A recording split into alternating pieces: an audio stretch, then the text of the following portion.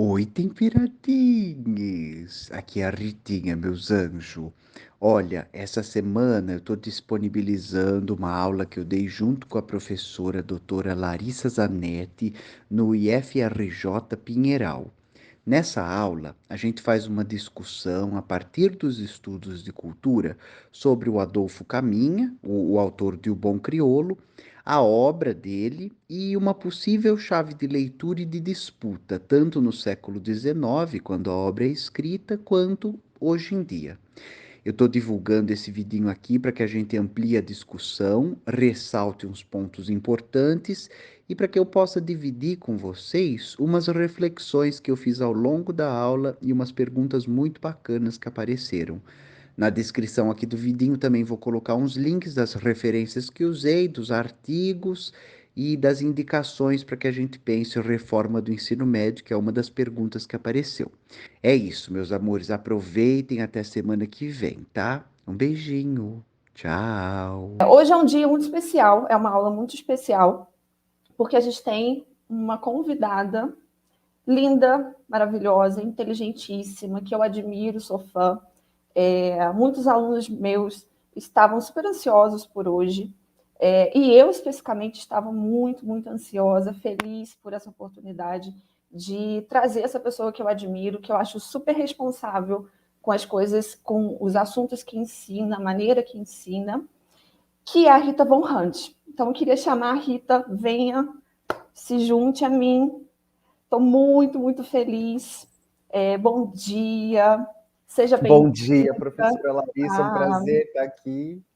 bem-vinda ao UFRJ, Campus Pinheiral. Né? Só ambientando, tanto para as pessoas que são de fora, quanto para você, o UFRJ Campus Pinheiral fica numa cidade do interior do Rio de Janeiro. Né? É um campus agrícola, um campus que fica numa fazenda.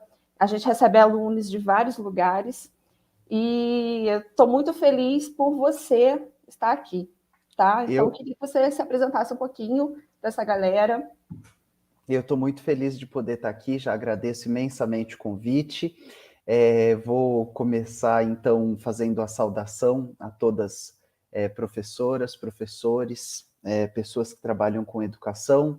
A gente está passando por um tempo feliz, mas é um tempo feliz triste, né?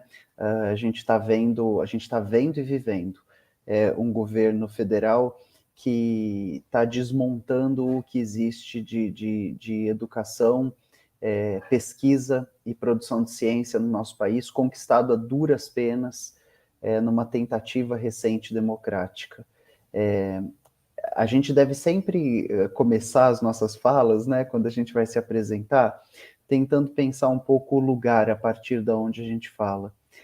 E esse é um momento muito importante. Eu ia dizer essencial, mas ele não é essencial, ele é de prática.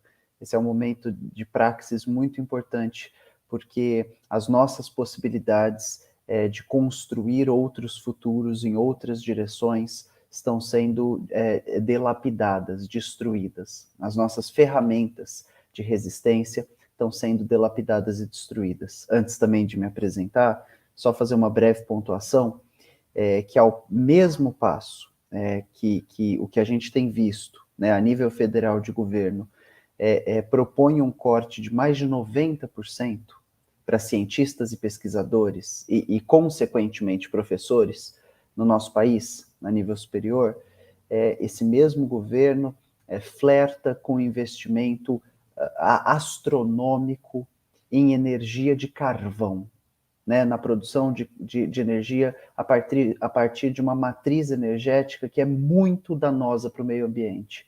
E eu acho que essa é uma síntese do nosso tempo e do governo. É um governo que desmonta a pesquisa, que é uma pesquisa que possibilita outros investimentos em outras formas de energia para investir nas energias que a gente já sabe que o resto do planeta, né, na contramão do mundo, o resto do planeta para os investimentos nesse sentido, e o nosso governo atual, desgoverno, né, a inexistência de um projeto de governança com ideia de vida para a população, à medida que isso vai acontecendo, a gente precisa sempre localizar esse espaço. Então, para quem não me conhece, meu nome é Rita Von Hunt, eu sou uma drag queen, eu sou uma arte educadora. Hoje em dia eu tenho trabalhado na TV, no cinema, também em espaços de mídia alternativa e hegemônica. Eu tenho uma coluna na Carta Capital, que é um veículo que eu tenho muito orgulho de integrar, um veículo muito importante da comunicação política no nosso país. Eu também sou colunista do programa Saia Justa, na GNT, apresento um programa que passa na América Latina chamado Drag Me as a Queen, tenho um canal no YouTube chamado Tempero Drag. Esses são os meus trabalhos como arte educadora, para além dos ciclos de palestra, formação, grupos de estudos que eu participo e conduzo em outros espaços como o de hoje, de educação. Então, professora Larissa, eu agradeço muito pelo convite de poder estar aqui. Eu sou professora de língua e literatura inglesa, me formei primeiro em artes cênicas na Unirio, depois em língua e literatura inglesa pela USP, e hoje eu atuo nesse campo chamado estudos de cultura, onde eu faço uma parte substancial da minha pesquisa, e basicamente o que vocês assistem no Tempero Drag é um recorte sempre através dos estudos de cultura. Então é com muita alegria que eu aceito o convite, que eu me uno a vocês e que a gente vai poder fazer as reflexões de hoje com interação, né? Espero que a gente... Sim, com certeza. Rita, olha, muito, muito obrigada mais uma vez. Eu acho que eu vou ficar te agradecendo o tempo inteiro, porque eu acho que você é uma figura, como o Guilherme e como a Rita, essencial por tudo aquilo que você falou no início, né? Aquilo que você ensina através dos seus vídeos, através das suas postagens, é o que eu gostaria que meus alunos tivessem um pouquinho desse olhar, dessa criticidade, né? De não aceitar tudo que chega para eles. E muito assim, quando eu botei minha cara a tapa e pedi para a sua assessoria, eu falei, poxa, será de escrever tudo que eu estava trabalhando e por que eu gostaria que você estivesse aqui hoje? É um pouquinho disso, é para eles terem outros olhares de outros professores, de pessoas como você, que também, não só pelo lado artístico de trazer arte para as pessoas, mas através dessa arte em ensino, que eu sou apaixonadíssima. E só para, então, a gente iniciar a nossa conversa e dizer para as pessoas que estão aqui, né, não só para os meus alunos, a gente está discutindo na aula de literatura naturalismo. E minha proposta desde o início, quando eu comecei a montar o meu semestre, era trazer obras que não fossem aquelas obras, sabe, que está sempre repetido nos livros didáticos, né, que todo mundo conhece pelo menos o nome. E, por exemplo, no romantismo, eu trouxe a Úrsula, para a gente discutir Úrsula um Le Guin? pouquinho. Sim. Maravilha. Não, o livro Úrsula. Ah, sim. Da Maria Firmina dos Reis. Sim. Trouxe a gente discutir um pouquinho. Infelizmente, nesse modelo que a gente está agora de trabalho remoto, os alunos não dá para eu passar o livro inteiro para eles lerem, né? Mas as discussões eu vou trazendo.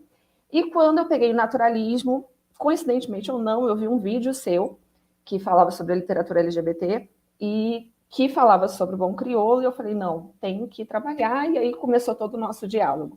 Então, queria falar qual é o tema, né, para todo mundo se ligar. Então, a gente vai falar sobre literatura brasileira LGBTQIA+, e especificamente trazer discussões do bom crioulo, do Adolfo Caminha. E aí, Rita, é com você, a gente vai dialogando, e os alunos também. Quem quiser fazer pergunta, bota aí #pergunta, que a gente vai vendo, e aí a gente entra em discussão, tá bom? Maravilha. Eu vou tentar, então, conduzir pelos próximos minutos uma reflexão e algumas provocações para que a gente possa colocar coisas em posições, possa deslocar também coisas de posições. As primeiras perguntas que eu acho que são necessárias para a gente começar essa discussão é que a gente possa, de forma primeira, assim, a gente comece por aí, tentando se responder, se indagar e se responder, por que a gente lê literatura? Talvez, em primeiro lugar, o que é literatura, e aí eu vou colocando elas aqui para a gente tentar pegar essas respostas do chat e ir trabalhando. A nossa pergunta número 1 seria um possível o que é literatura, né? O que distingue a literatura do texto jornalístico? A crônica de jornal é literatura? A crônica é um gênero literário? Mas a pergunta é simples, o que é literatura? Eu estou brincando dela, não é simples coisíssima nenhuma. Todo grandíssimo intelectual que trabalha com os estudos literários passa a vida se reperguntando e se re-respondendo essa pergunta. E aí eu deixo de recomendação um dos que, aqui no Brasil a gente tem infinitos, como professora de língua e literatura inglesa, um dos que mais me provoca é o Terry Eagleton, num texto específico dele, um livro específico dele, chamado Como Ler Literatura. E tem uma brincadeira que o Terry Eagleton faz, eu vou aquecendo os motores aqui para vocês irem pensando. Tem uma brincadeira que o Terry Eagleton faz, é uma série de livros dele, num adjunto chamado Como é que se lê um poema? How to Read a Poem. E nesse livro, o Terry Eagleton começa com uma epígrafe, né, uma citação de outro pensador que vai nortear a reflexão dele. E ele usa um poeta inglês, agora, dos anos 60, do século... que já é século passado, né, moçada? É que eu nasci no século passado. Então, do 1960, que é o Mitchell, e ele... As aspas desse poeta são assim: a maioria das pessoas ignora a poesia, porque a poesia ignora a maioria das pessoas. Essa é uma das provocações que deve apontar direcionamentos para as nossas discussões acerca de cultura e de arte. Quando o Terry Eagleton vai começar um livro chamado Como é que se lê um poema? E ele usa uma ferramenta importantíssima de um poeta inglês que vai dizer: a maioria das pessoas ignora a poesia, porque a poesia ignora a maioria das pessoas. A gente está lançando um olhar sobre o que é canônico e o que não é. O que se torna material de referência que vai ser lido, que vai cair no vestibular, né? Resta perguntar em qual vestibular, de qual época, porque os livros mudam, né? Dependendo da gestão política que é feita do Ministério da Educação, dependendo da gestão política que é feita da universidade, que vai cobrar aquela leitura no seu vestibular.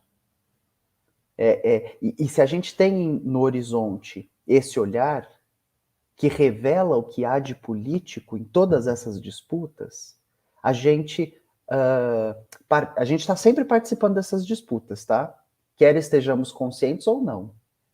Só que quando a gente tem no horizonte de que essas disputas são, sobretudo, políticas, a gente participa delas de forma menos ingênua. Então, a nossa pergunta número 1 poderia ser o que é literatura.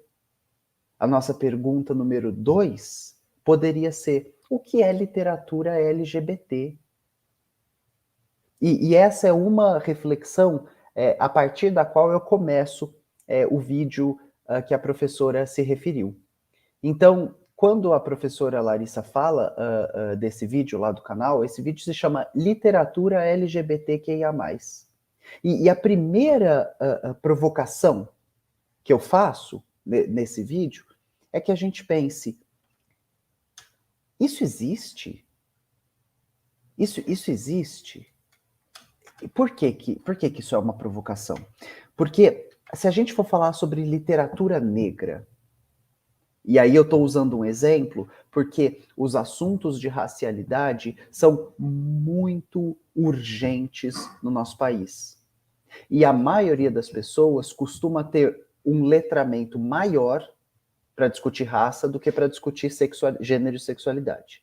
Então, sempre que a gente faz os nossos debates, por exemplo, né, o que eu vou conduzir aqui com vocês, que passa por esse percurso de gênero e sexualidade, a gente pode se apoiar numa discussão de raça e classe para tentar balizar algumas ferramentas para que a gente vai usar aqui. Então, quando a gente fala sobre literatura negra, a literatura produzida por pessoas brancas pode ser considerada literatura negra?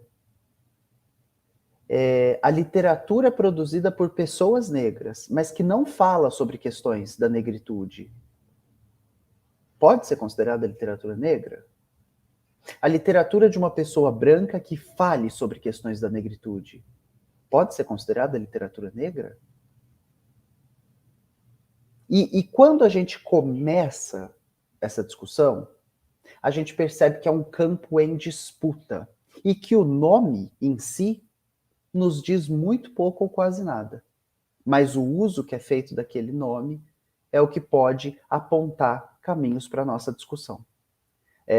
Então, no Brasil, a gente tem pensadores e pensadoras racializados, né, que foram lidos como negros e como negras, que produziram suas obras a partir desse lugar e falavam sobre esse lugar.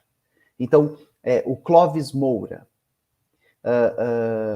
quando ele escreve A Sociologia do Negro Brasileiro, a Lélia Gonzalez, quando ela escreve Racismo e Sexismo na Cultura Brasileira, muito dificilmente seriam obras que a gente conseguiria falar, não são obras, não são literatura LGBT. E aí, olha a provocação, eu não estou falando da literatura campo artístico, eu estou falando de uma literatura científica, dentro do campo das ciências humanas. Porque o termo literatura não é uníssono, ele não significa uma coisa só. Existe literatura médica. Né? O que é literatura médica? Os saberes produzidos nos campos médicos em forma de literatura, né? Em forma de escritos. Então, volto. Ainda que a gente dificilmente fosse falar o que o professor Clóvis e o que a professora Lélia estão produzindo, o que a Sueli Carneiro, né? O que a Conceição Evaristo estão produzindo, né? Acho que ninguém discutiria. No entanto, quando a gente pega a Lilian Schwartz, professora Lilian Schwartz, que escreve sobre os aspectos da escravidão, da exploração e dos horrores causados sobre a população negra. Está escrevendo literatura negra? Quando a professora norte-americana Robin DiAngelo escreve Fragilidade Branca para discutir conceitos da branquitude, ela está escrevendo literatura negra? Ela está falando sobre raça, de um ponto de vista importantíssimo. Quando a Angela Davis escreve Mulheres, Raça e Classe, ela está escrevendo literatura negra? E a partir dessa provocação que eu estou fazendo para vocês, meus amores, eu espero que a gente comece a falar literatura LGBT. Como assim, por exemplo? E aqui hoje a gente veio discutir um texto do século XIX, né? Por que eu faço questão de enfatizar século XIX? Porque, meus amores, as identidades sexuais aparecem no século XIX. Aparecem como identidades. Stephanie mandou uma pergunta. A literatura LGBTQIA+, também seria uma literatura marginal? Stephanie, essa pergunta é muito boa. Marginal para quem? Referente ao quê? Se a gente pegar o cânon literário, Se a gente for olhar quem entrou para a Academia Brasileira de Letras, se a gente fizer um levantamento dos textos que são pedidos no vestibular, com certeza. Com certeza a produção LGBT é marginal, né? A gente consegue pensar em quantos autores LGBT? De primeira, aí, rápido, na cabeça de vocês, autores brasileiros de literatura LGBT, canônicos. Talvez alguém vá conseguir lembrar do Caio Fernando Abreu, e talvez alguém vá conseguir lembrar da Safo de Perdizes, que a gente a conhecia como Cassandra Rios, né? A primeira mulher no Brasil a vender mais de 1 milhão de cópias de um livro, e a autora mais censurada da ditadura militar. Né? A ditadura militar não censurou mais do que tudo um autor marxista, né? Um filósofo revolucionário, um filósofo anarquista, um professor... Não. A ditadura militar brasileira silenciou, sobretudo, uma mulher lésbica que escrevia sobre mulheridades e lesbiandade. Volto, porque eu estava numa linha de raciocínio quando a nossa pergunta apareceu, que é uma pergunta importante, tá, meus amores? Qualquer pergunta pode ser feita a qualquer momento. Eu não gosto desse formato, perguntas faltando 10 minutos, porque senão eu mandava uma videoaula para vocês, ficava online faltando 10 minutos, falava alguma dúvida. Isso não existe, para mim. Né? Para mim, o que existe tô te ouvindo e tô pensando nisso aqui, Rita. E aí você fala o que você tá pensando para a gente poder pensar junto, né? Senão isso aqui vira um monólogo. Senão a gente deixa de pensar junto. Quando eu estou falando para vocês que hoje a gente veio discutir uma obra do século XIX, é porque as identidades sexuais começam a ser formatadas no século XIX. E aí, atenção, o que será que eu estou querendo dizer quando eu digo identidade sexual? É porque existe uma construção de que uma prática cria uma identidade, de que uma prática cria um lugar no mundo. E isso é novo. No século XVI isso não existia. No século... Talvez existisse no sentido de camponês, né? Servo. O teu nascimento e a tua prática de vida, né, condicionada dentro de um sistema que designa uma identidade. Mas essa identidade não é de todo pessoal. Ela é uma identidade social, coletiva, né? Então, será que a gente pode chamar de identidade? Será que existe debate de identidade no século XVI, no 1500? Será que, né? E aí, meus amores, eu estou provocando vocês. Vou contar para vocês uma coisa, que o romance, o gênero literário romance, ele é uma produção do século XIX. Ele começa no 1800. Por que ele começa no 1800? Porque existe alguma coisa nova no 1800. O Freud está se debruçando sobre um novo campo chamado subjetividade. Existe no 1800 o surgimento de uma coisa que é um tipo de sujeito. E esse tipo de sujeito inaugura um tipo de literatura. O romance, ele é um novo gênero literário dentro do épico, porque ele narra a trajetória, a vida, o espaço, a construção de um ser. Diferente do que a gente tinha até então, né? Quando a gente contava a história de um povo, contava a história de um herói que representa um povo, contava a história de uma dinastia, de uma família real. E portanto, quando a gente está falando da Ilíada, da Odisseia, quando a gente está falando dos textos da Grécia Antiga, quando a gente está falando da produção textual prévia à modernidade, e aí aqui no caso eu quero me referir exatamente ao século XIX, ao 1800, lá, a gente, eu nunca digo é o primeiro, mas a gente conhece como o primeiro romance, né? Não sei se é o primeiro, a gente conhece como primeiro Robinson Crusoe, do Daniel Defoe, que é 1800 e acabou de começar, 4, se eu não me engano, vou chutar 4 aqui, mas depois eu abro a Wikipedia.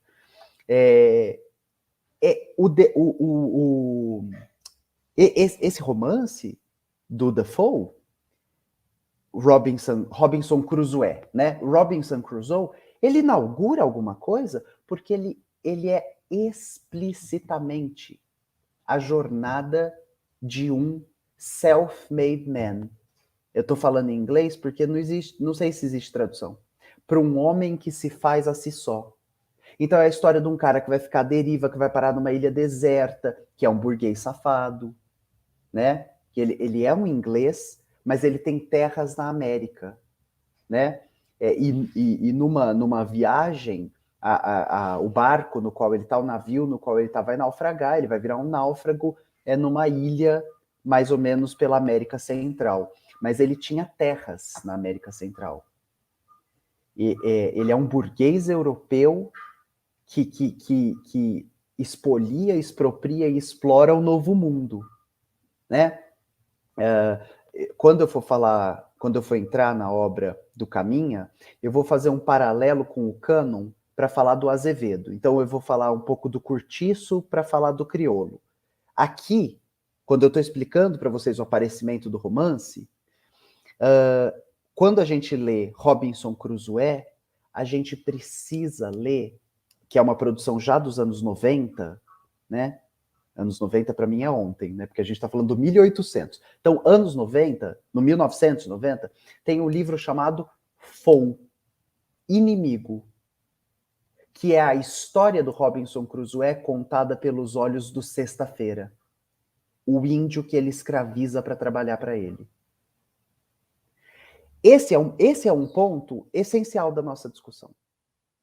Quando eu estou tentando falar para vocês o que é literatura negra, o que é literatura decolonial, o que é literatura LGBT, essa discussão é política.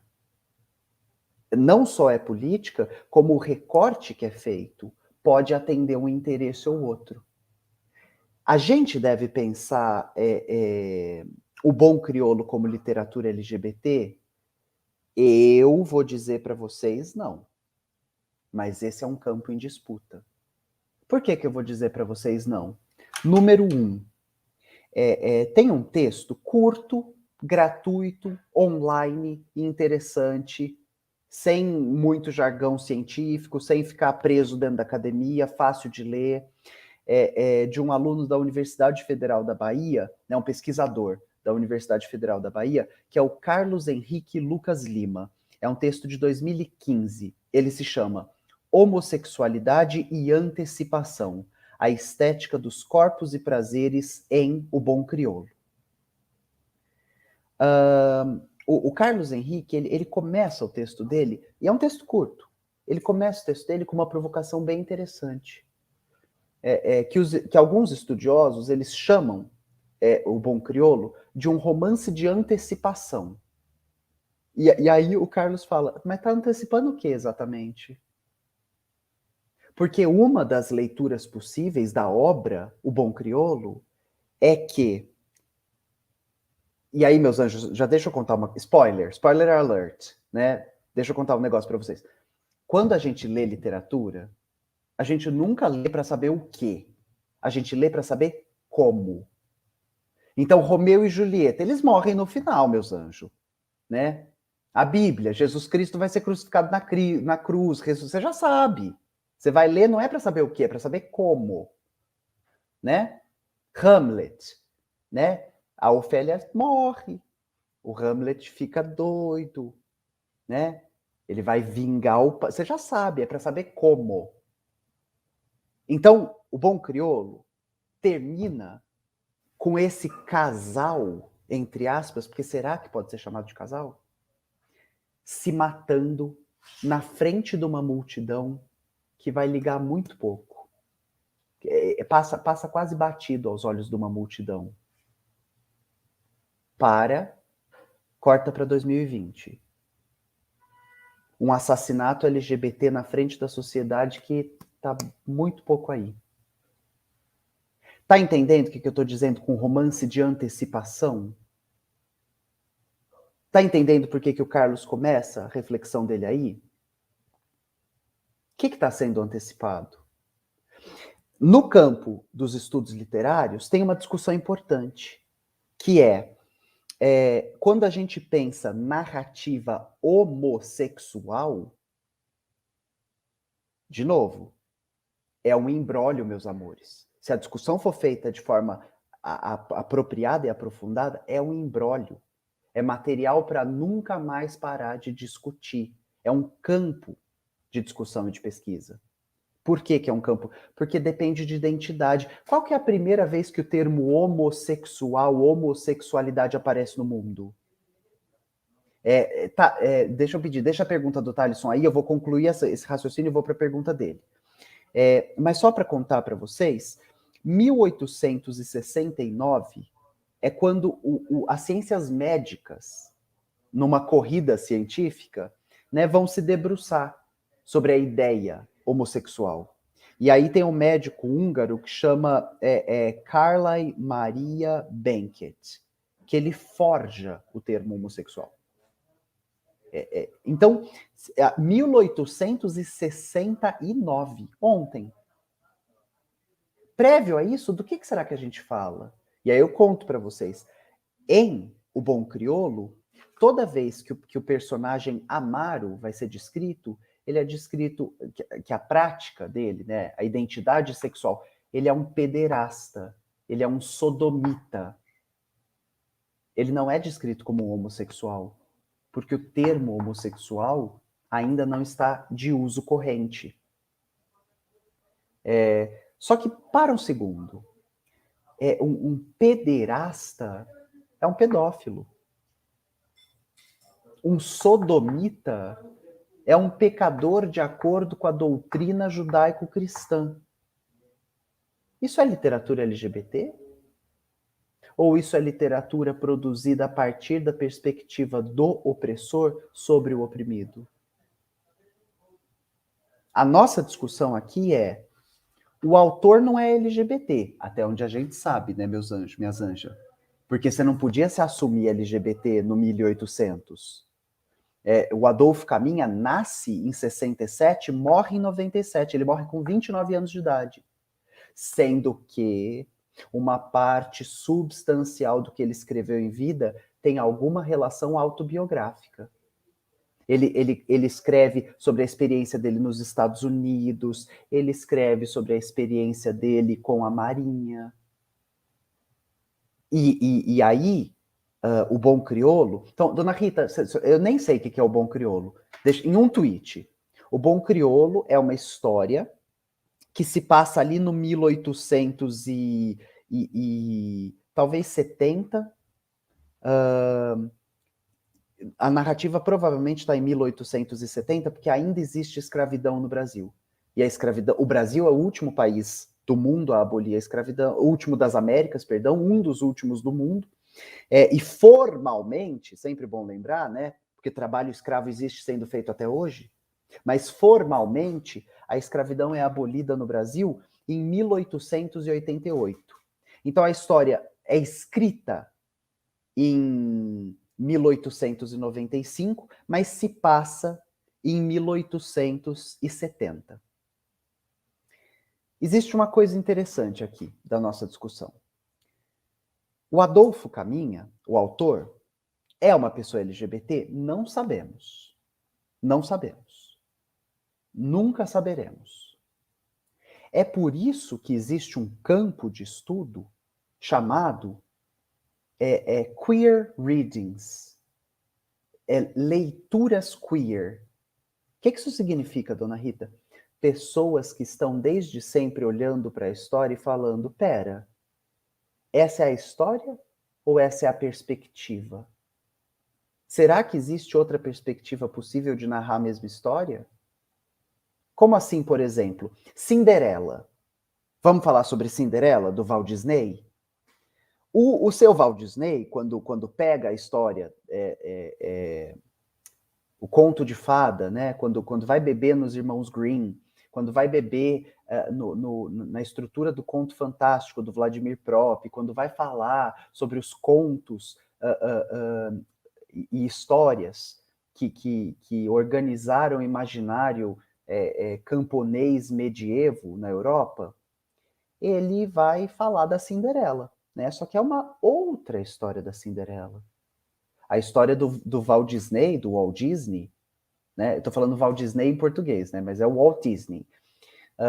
A história do Walt Disney não é a história dos irmãos Grimm. O que existe aqui? E aí, meus anjos, minhas anjas, é a mesma provocação que eu estou fazendo para vocês desde o início. A maioria das pessoas ignora a poesia porque a poesia ignora a maioria das pessoas. O Daniel Defoe, que é um inglês safado, é um jornalista, é um pequeno burguês, escreve um livro que é uma ode à burguesia, que faz um elogio ao empreendedorismo. Robinson Crusoe é um cara que venceu na vida, porque ele escravizou um índio, porque ele destruiu a natureza, porque ele sobreviveu e fez lucro.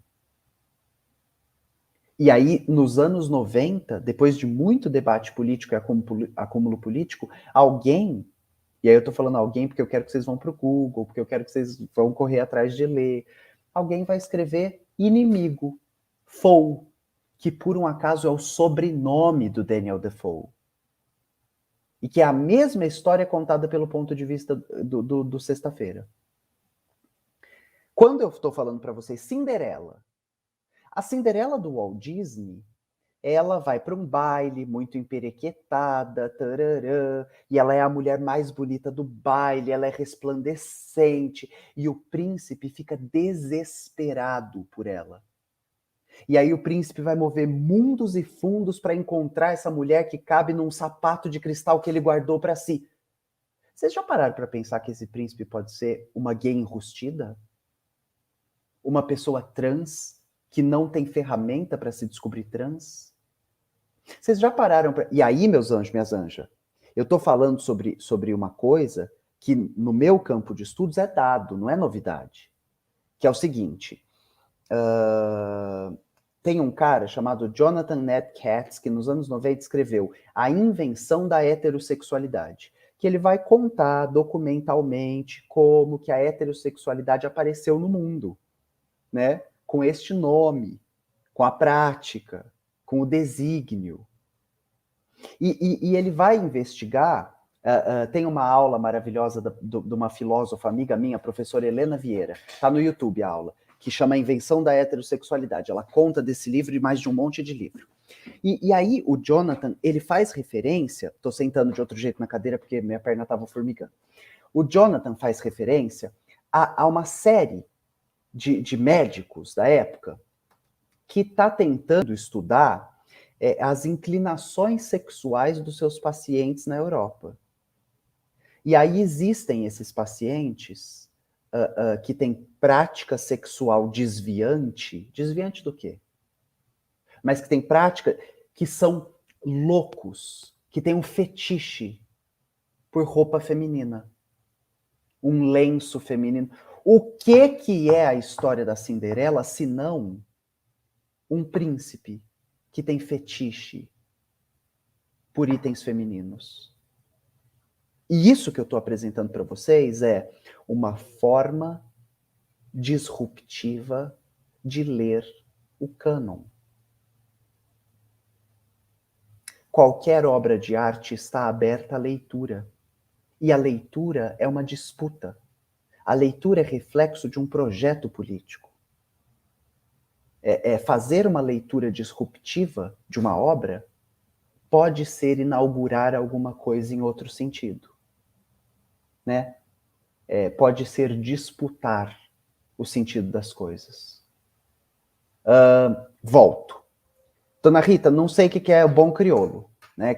É que eu não vim falar de bom crioulo, né, meus anjos? Eu vim falar sobre outras coisas. Eu vim conversar com vocês sobre quão essencial é aprender a ler.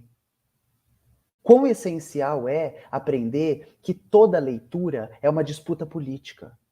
Quão essencial é entender o que a gente vai ler, por que a gente vai ler, quem escolheu que a gente vai ler, qual é a importância de ler isso aqui. E isso é um projeto de formação crítico. Isso é um projeto de formação que dá para a gente as ferramentas para entender que a nossa realidade é resultado de um longo processo de disputa política. E que se a gente se cega para essa disputa, vão disputar no nosso lugar. E vão dizer para a gente o que a gente deve pensar, o que a gente deve acreditar, o que é bonito, o que é certo, o que é errado, o que é pecado, o que é doença. Vocês já pararam para pensar que o conceito de doença ele é criado? A Organização Mundial da Saúde está discutindo agora, enquanto a gente faz essa aula, se a velhice vai ser considerada uma doença. A homossexualidade já foi chamada de homossexualismo com sufixo de doença e já integrou os documentos da Organização Mundial de Saúde sobre doença, como uma doença. A ideia de pecado, comer carne de porco é pecado? Não guardar o sábado é pecado? Pecado para quem?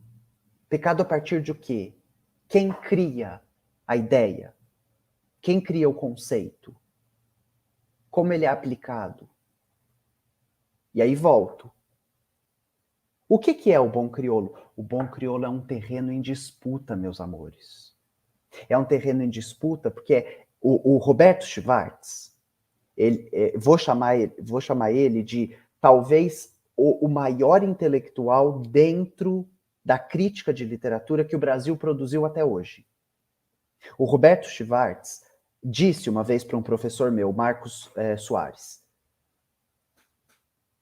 o século XIX no Brasil que é o 1800, tem obras assim, Machado, né, tem obras que, Jesus Cristo, assim, tá emparelhado com a melhor literatura que estava sendo produzida no planeta, né? Emparelhado porque a gente não estava emparelhado, né, meus anjos? A gente estava para lá deles. Você vai ler o que o Brasil estava produzindo no 1800 e o que a Inglaterra estava produzindo. Nossa, meus anjos, né? Machado é Machado. Você vai ler o que a Rússia estava produzindo no 1800 e o que o Brasil... Eles estão aqui, ó. Machado e Dostoiévski. É dificílimo falar sobre. Mas volto. O Roberto Schwartz fala o seguinte: uma das melhores obras do final do século é, sem sombra de dúvida, O Bom Crioulo. Por quê, meus anjos? Porque tem caroço nesse angu. Essa expressão não é boa, deixa eu achar outra. Porque tem pano para manga. Tem pano para manga. Se você quiser fazer manga morcego, você faz. Se você quiser fazer uma manga... Porque o que dá para tirar daí, tá? É o fio de Ariadne, sabe? A menina que faz o tricô, né, do Minotauro no labirinto de Creta. É um fio... Não acaba. Não acaba. Então, vou tentar... Deixa eu ver que horas são. 10h52. Eu vou tentar propor aqui com vocês algumas reflexões e provocações em sentidos. Mas eu vou pedir para a professora se ela pode voltar à pergunta do rapaz, esqueci o nome dele, que apareceu, aí eu falei, eu só vou concluir uma linha de raciocínio. Aí abri outras 122, concluí uma e não respondi. Pergunta, Rita, o que você acha do conservadorismo contra a produção LGBTQIA+, pela elite? Para pessoas pobres serem cada vez mais heteronormativas e assim criar um exército de reserva industrial. Alisson, de novo, é uma pergunta que tem 60 perguntas aí dentro. Vamos por partes. Rita, o que você acha do conservadorismo? Horroroso. Né? Vai conservar o quê? Gente, o mundo é um lixo. O que você quer conservar desse mundo lixão? A gente tem que lutar para mudar essa... Né? Se conservar fosse bom... Olha onde a gente está. Tem nada para conservar, não. A gente matou e destruiu todos os povos que não eram europeus. Apagou todas as culturas que não eram capitalistas. Vai conservar o quê? Então, sou contra. Não preciso nem saber qual, mas se vai conservar, sou contra. Rita, o que você acha do conservadorismo contra a produção? Eu acho que chama eugenia, né? Tem um termo chique, né? Que chama epistemicídio. O que é epistemicídio? Assassinato de uma produção de saber. Quando você proíbe um povo de narrar sua história, de ter sua religião, de organizar sua festa, de escrever seu livro, isso se chama epistemicídio ou aculturação. É quando você tenta apagar, matar, dissolver, destruir uma cultura de um povo. Então, Rita, o que você acha do conservadorismo contra a população e a produção, né? Eu li produção porque ato falho, Freud explica. Pela elite, meus anjos e minhas anjas, alto lá. Será que é a elite? Essa palavra é uma palavra perigosa, meus anjos. Elite quer dizer o que há de melhor. Não vamos chamar de elite, não. Vamos chamar de burguesia. Vamos chamar de setores dominantes, né? Porque eu quero que a gente ache que o que há de melhor na humanidade não é quem acumulou dinheiro. O que há de melhor na humanidade somos nós, né? Somos a gente. Que resiste, que luta, que organiza, que dá esperança. Então, vamos junto. Rita, o que você acha do conservadorismo contra a população LGBTQIA+, pela elite, para que as pessoas pobres continuem heteronormativas e reproduzindo? Eu falo disso muito lá no canal. Então, é uma discussão que eu posso recomendar assistir lá. A gente criou um sistema que mais gente significa mais mão de obra para ser explorada e mais exército para conquistar território. Então a gente criou um sistema que precisa de excedente de população. Como que você gera excedente de população? Todo esperma é sagrado e todo útero pertence ao Estado. Então o Vaticano, a Igreja Católica, em 2021 ainda está falando que usar camisinha é pecado. Que não é para usar camisinha. Então o esperma é sagrado. Não pode, se masturbar é pecado. Tá entendendo? E o útero pertence ao Estado. Se você quiser decidir se o seu útero vai ou não abrigar um bebê, o Estado que tem que saber. Porque você que tem útero, seja você um homem trans ou uma mulher cis, você que tem útero, ou uma pessoa não binária, você que tem útero, Deus te fez, a sua função é ser uma fábrica de trabalhadores. E se eu não quiser ser uma fábrica de trabalhadores? Você vai ser queimada numa fogueira. Porque a gente precisa de mão de obra barata. E para mão de obra ser barata tem que ter muita. Tem que ter todo mundo desesperado para fazer qualquer emprego de entregar sanduíche por R$1. Volto. Não é só isso. Não é só isso. Um ataque no campo da cultura é um ataque que visa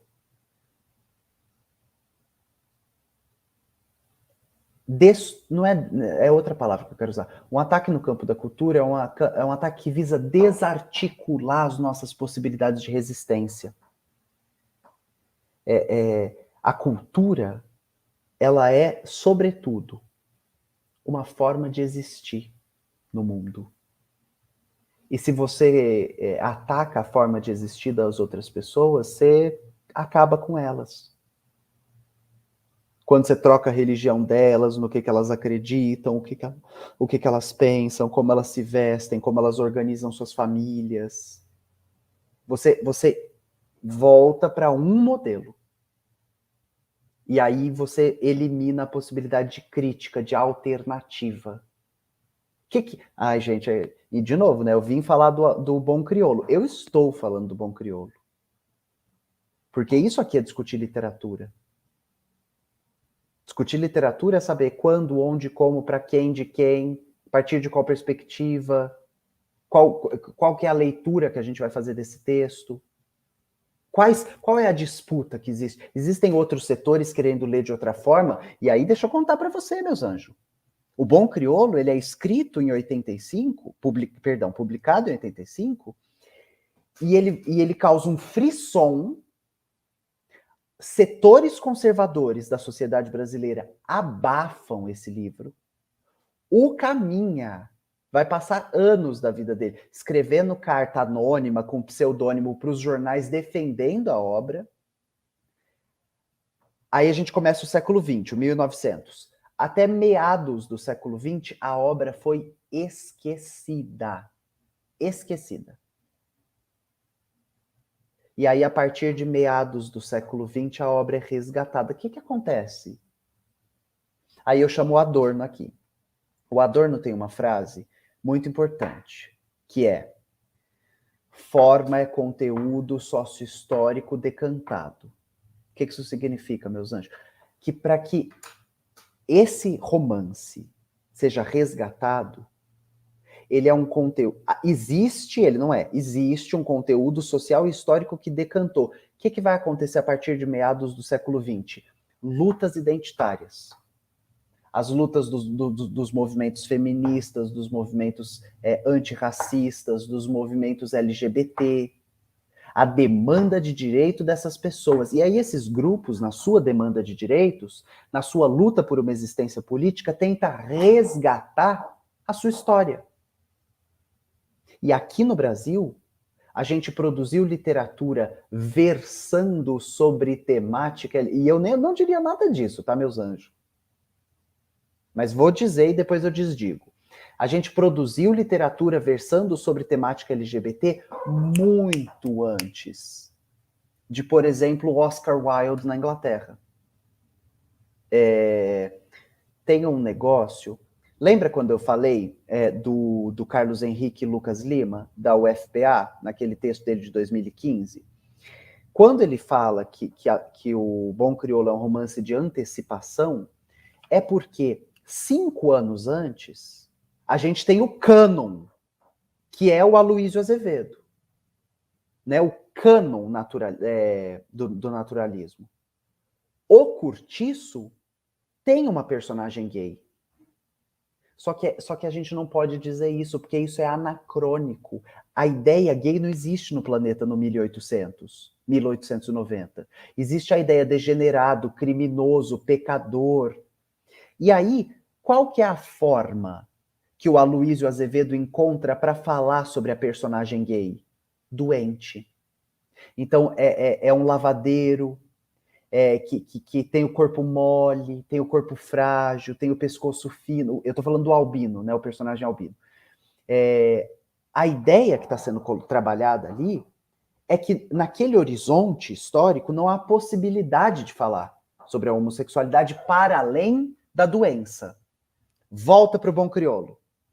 Bom Crioulo é a história de 2 personagens, 3, né? É um triângulo. Mas, basicamente, a história de 2 personagens, vou falar do terceiro, que é o Amaro e o Aleixo. Aleixo, vocês escolhem como pronuncia, eu vou chamar de Alexia. Só que, meus anjos e minhas anjas, olha que importante isso aqui. Qual que é o nome do personagem que é um homem negro, que é o Bom Crioulo? E, por favor, já critiquem o título. O Bom Crioulo, qual que é o mal? E de verdade, não tem como dar 1 hora de aula sobre esse tema, né? Porque para falar disso eu ia precisar falar, por exemplo, dos debates que a sociologia brasileira vai produzir, falar do Freire, do Gilberto Freire, quando ele escreve Casa Grande Senzala, Sobrados e Mucambos, e ele fala que o negro brasileiro é subserviente por natureza. Claro, né? A natureza chama, se ele não for subserviente, ele morre açoitado. E essa ideia do negro subserviente como negro bonzinho, negro de alma branca, já está presente nesse texto. O Bom Crioulo, deixa eu ler para vocês. Estou com o meu aberto aqui, porque eu estou tirando as coisas da estante, recatalogando a estante, perdi meu Bom Crioulo físico. Então eu estou com o PDF aqui. Eu quero ler para vocês, moçada, a primeira vez que eles falam, é na página 3, do meu PDF, né? Não sei do de vocês. A primeira vez que eles vão descrever o Amaro que é o personagem que é um homem ex-escravizado, que consegue fugir, que vai para a marinha, negro, eles dizem o seguinte: a figura é exótica de um marinheiro negro de olhos muito brancos. Para e olha dentro do meu olho. Os olhos são a janela da alma. Ele era um negro de olhos brancos. Ah, gente, pelo amor, não vai dar. Não vai dar, eu não vou conseguir. Tá entendendo o que é ler literatura? É entender que a literatura é a cristalização de um sistema de significados e valores de um povo num tempo.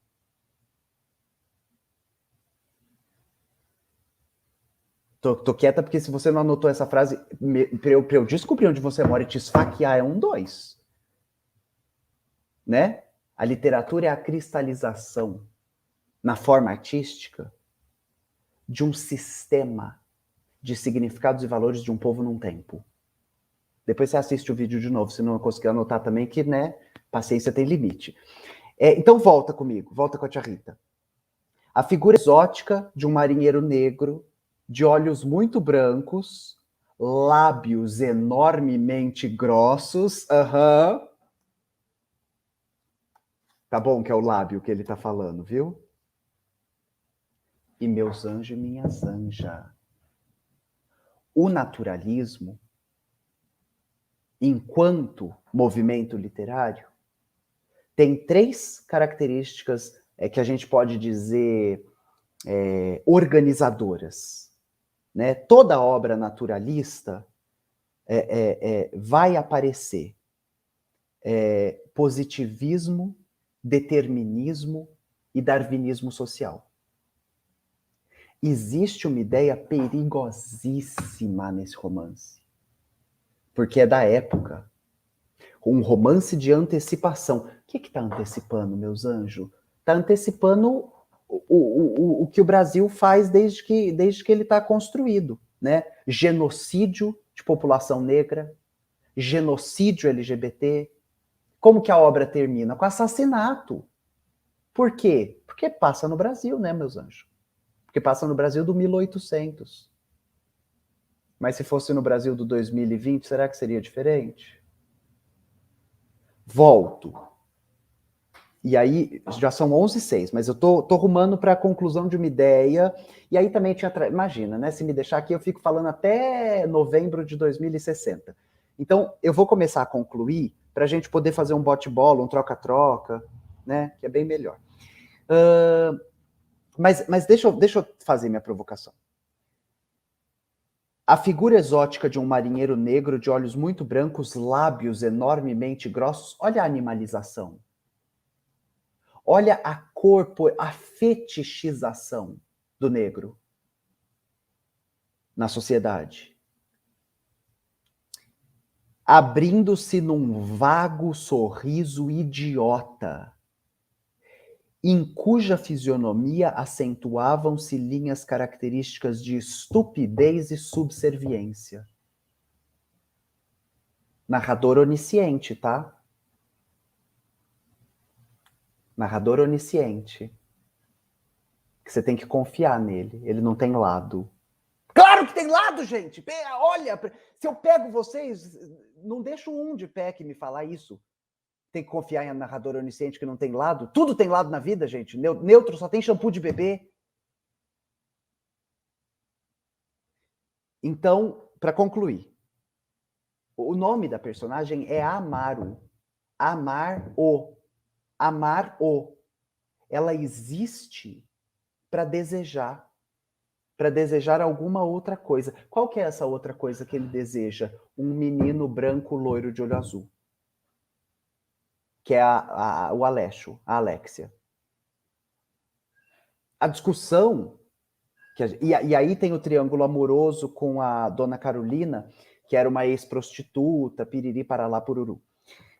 Mas aí não vai dar também para eu contar, mas basicamente a história passa em 2 lugares, no barco e numa periferia do Rio de Janeiro.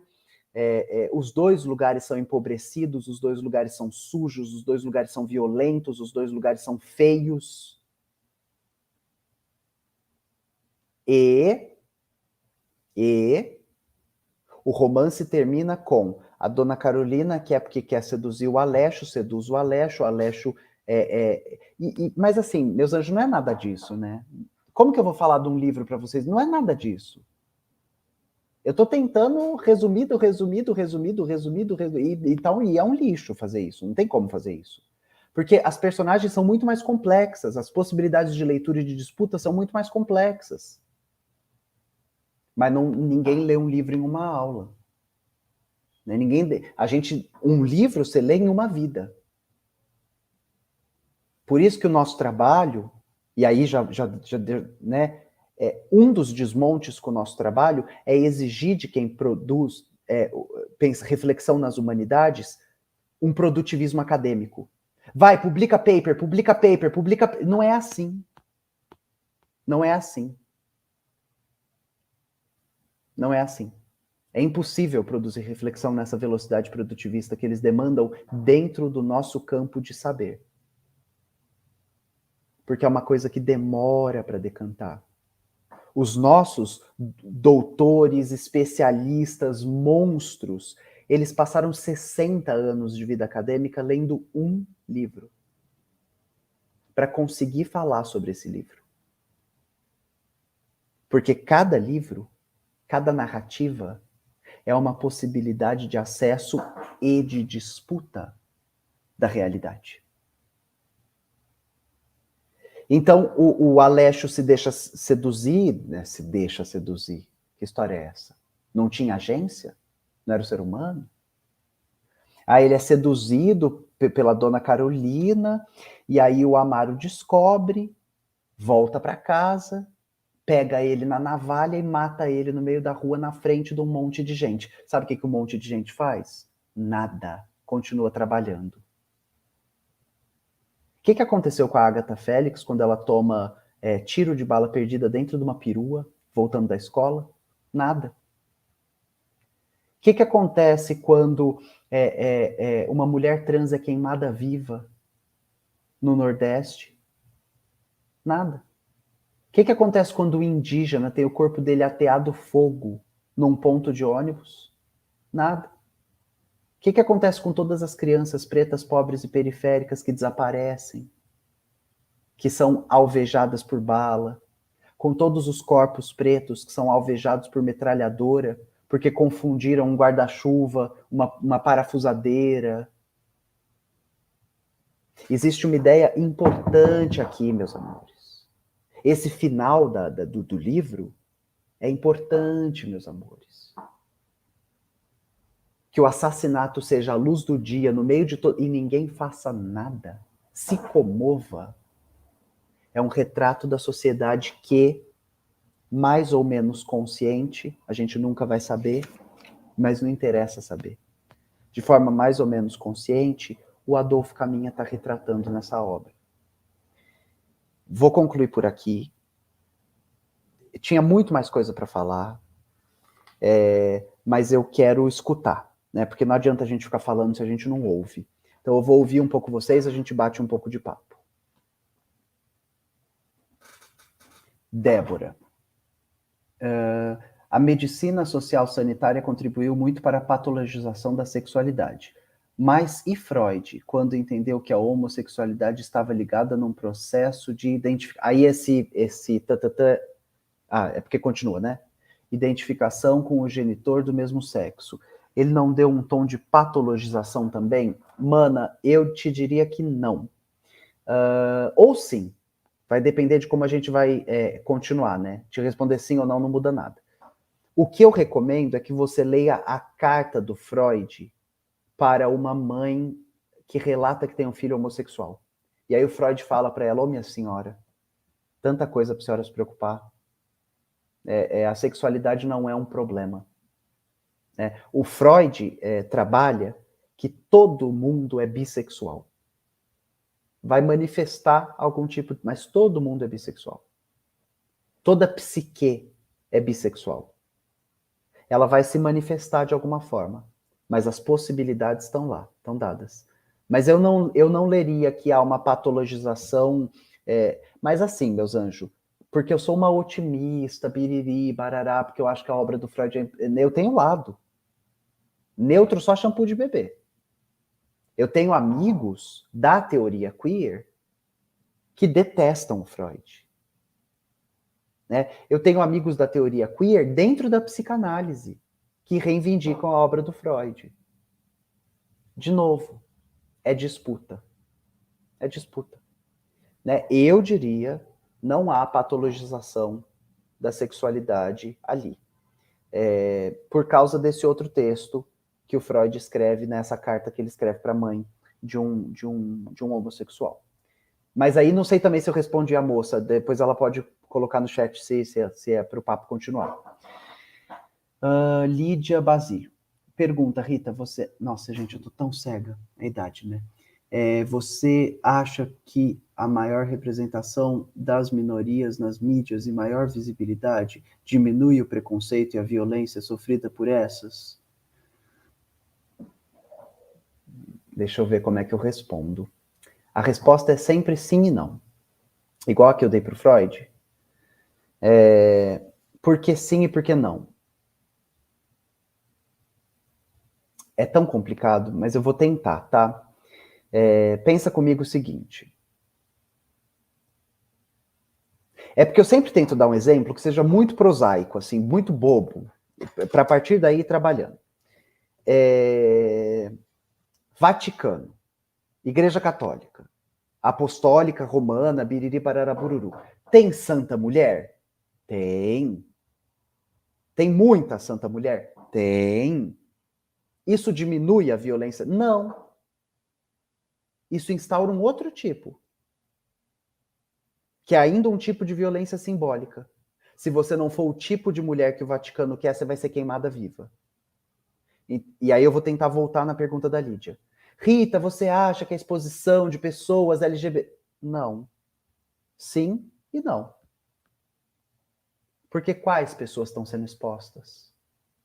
Quais são esses corpos? Com qual finalidade? Né? Ser LGBT é muito legal. Aí todo mundo LGBT tem tanquinho, é alto, magro, de classe média alta, cheiroso, com perfume importado. Vai, né? Mas serve a algum propósito, né? Tem gente que nunca vai fazer essa discussão se não aparecer para ela, na frente dela, um LGBT limpinho, cheiroso, de tanquinho, arrumado, falando... eu não quero ser conhecido como um gay governador, mas como um... Não, sei lá o que ele falou, gente, caguei. Mas tem uma coluna que eu escrevi sobre essa declaração bizarra do Eduardo Leite, que ele não queria ser conhecido como um gay governador, mas como um governador gay. Tá entendendo a exposição? A exposição não serve para nada. É o que a gente vai fazer a partir dela. Qual é o debate que existe ali, colocado. E, quando o Eduardo Leite diz, eu não quero ser conhecido como um gay governador, mas como um governador gay, ele inverte sujeito e predicado. Porque governador é o predicado dele. Amanhã ele deixou de ser. Daqui 4 anos, se Deus quiser, ele não está mais eleito. Agora, daqui 4 anos ele vai deixar de ser gay? Tenho cá minhas dúvidas. Então ele sempre será um gay alguma coisa, e não um alguma coisa gay. Né? Essa inversão sintagmática está colocada num campo de disputa. Qual é o campo de disputa? Tudo bem ser gay, gente, mas não vamos ficar sendo viadinho. É isso que está sendo dito, meus amores. E aí não sei também se eu respondi a Lídia.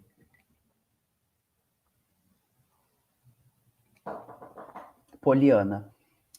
Rita, o que você pensa desse discurso de que todos somos bissexuais em algum momento? Penso que, de novo, né? Aqui ou ali. Penso que existe um lado bacana. Esse lado bacana é que a gente possa gerar uma política desidentitária. Entender que corpo todo mundo tem, prazer todo mundo sente. E a partir daí acontece alguma coisa que restringe as possibilidades do seu corpo e do seu prazer. mas é assunto para ser tratado na sua terapia e pensar na sua sociedade. Então, acho bacana, mas também acho perigoso, porque pode ser um tipo de desvalidação da identidade bissexual. Mas, de novo, eu não me interesso por uma política identitária. Eu me interesso por uma política de transformação social. E aí não sei se eu te respondi, Poliana. Lucas, qual é a real contribuição da literatura LGBT para a construção da nossa identidade enquanto LGBT fora dos círculos eruditos, por ser de pouca influência nas massas? Lucas, depende do que você está chamando de literatura. Essa sua pergunta é uma essencial, é uma importantíssima. Porque se a gente chamar de literatura só o que foi publicado pela editora XYZ, a gente está esquecendo que existe literatura oral. A gente está esquecendo que existe toda forma de literatura que não é hegemônica, que não é produzida a partir do centro de poder. E aí, volto para você, Lucas. Você tem uma sexualidade. Então você é homo, você é hétero, você é bi, você é pan, você é... Como você aprendeu a ser? Eu estou tentando fazer uma pergunta que é: em que momento a sua prática afetiva sexual produz uma identidade social? E essa identidade social você aprendeu com qual filme? Com qual livro? Com qual música? E aí eu volto na sua pergunta. Qual é a real contribuição da literatura fundamental? Eu me formei viada através de literatura LGBT. Eu me entendi uma bicha maravilhosa através de produção LGBT. Que o meu corpo pudesse ser narrado, é que não existe isso, né? A discussão psicanalítica está em outro lugar, mas não sei se eu consigo fazer a discussão aqui por causa do tempo. Mas que eu pudesse narrar meu corpo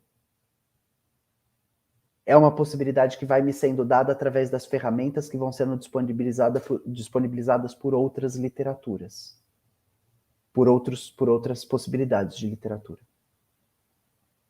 Aí também não sei se eu te respondi, Lucas. É por isso que tem que ser ao vivo, né? Tinha que ter bate-papo, eu tinha que estar vendo a cara de vocês. Mas se Deus quiser, a gente vai conseguir, né?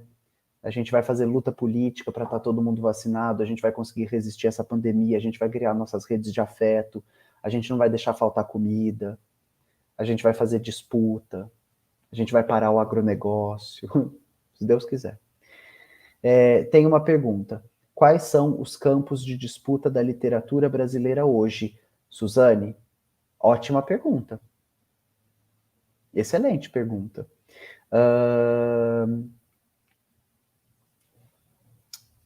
Eu quero te responder, mas sem ter que entrar em detalhe, assim, sabe? Eu quero poder te dizer assim, lembra quando tem uma questão de Pajubá no Enem? E aí o então ministro da Educação fala, a gente vai ver isso aí, a gente vai mudar isso aí. Deixa eu ir para outro lugar. Disputa de literatura. Bom, acabei de falar uma de quando o Eduardo Leite vai no programa do Bial falar que ele não é gay. Ele é governador. Deixa eu ver outra coisa. Sobre disputa desse campo. Ah, sabe quando a Damares fala que a Froze vai beijar a Branca de Neve no Castelo de Areia? Enfim, gente, é a nossa ministra, né? Quem elegeu que lide com isso. Quando a Damares fala que a Froze vai terminar sozinha porque ela é disputa. Disputa. Quais são os campos de disputa? Os campos são sempre mais ou menos os mesmos, Suzane. O Raymond Williams diz que os campos são dois. Ideias que têm semente de vida e ideias que têm semente de morte. Eu sempre olho a disputa a partir daí. Dentro dessa disputa, quais são as ideias que trazem vida para a gente e quais são as ideias que trazem morte para a gente? Mas não sei também se eu respondi. Jussara, você aceita fazer uma roda das quebradas na Universidade das Quebradas? Claro, gente, eu acho que pergunta. Mas eu não sei o que é, eu aceitei sem saber, tá? Depois tem que me explicar bonitinho. Eu acho que foram as perguntas. Né, se alguém quiser ir falando, enquanto eu vou fazer as minhas, agora que eu fiquei me segurando, né? Para deixar o povo falar com você. Mas é interessante, e aí eu queria que você falasse um pouquinho mais, se você quiser falar sobre isso, porque eu sou da área de linguagens. Eu sou doutora em ciências da linguagem. E aí, o quanto a linguagem, tanto nesse romance, né, como tudo na vida, né, a linguagem está em tudo, o quanto isso aponta por essas relações de poder que você foi descrevendo, né, essas palavras como o desviante que você usa, né, fui anotando outras coisas aqui, mas agora, enfim, o próprio título do livro, Bom Crioulo, que você fala sobre isso, quanto essa linguagem por exemplo, quando o bom crioulo, o Amaro, é descrito sempre, quando tem alguma confusão, ele faz questão de falar, mas eu vou ser homem, eu estou sendo homem. Né? Enquanto quando fala do Aleixo, não, mas ele era como mulher. Enquanto essas palavras, homem, mulher, né, vai construindo essas relações de poder dentro da obra. Quer falar um pouco sobre isso? O que você acha sobre isso? Quero. Essa é uma discussão fundamental. E essa é uma discussão que orienta o trabalho do Raymond Williams, que é um desses caras que eu não paro de citar para o resto da vida, né? Porque é um dos caras que me forma. E o seu Raimundinho, o que ele está pensando? Lá nos anos 40, 50, quando ele escreve esse livro dele, que é o Cultura e Sociedade, de Coleridge a Orwell, esse livro é dos anos 50. Quando ele escreve esse livro, ele conclui falando que a gente já tem um entendimento de que toda a nossa disputa aparece na linguagem. E que, portanto, estar atento à linguagem é uma forma de desvelar a disputa, é uma forma de ver a disputa. Né? E que sem essas ferramentas, né? Meus anjos e minhas anjas, se vocês saem da escola sem ser bons e boas analistas do discurso, vão te manipular. Né? A Larissa, ela é professora doutora nisso aqui. Eu faço uma brincadeira com os meus amigos, alunos, todo mundo que aparece na minha vida, que é assim, a faculdade de letras na USP dura 5 anos. Se você for ligeira, né? Porque eu tenho um amigo que está lá até hoje, da minha época ainda. Se você for ligeira, dura 5 anos. E aí as pessoas às vezes me falavam assim, nossa, mas 5 anos, letras? Eu falava, é porque eles tentam te ensinar a ler. E você sai de lá não tendo aprendido. São poucas as pessoas que aprendem.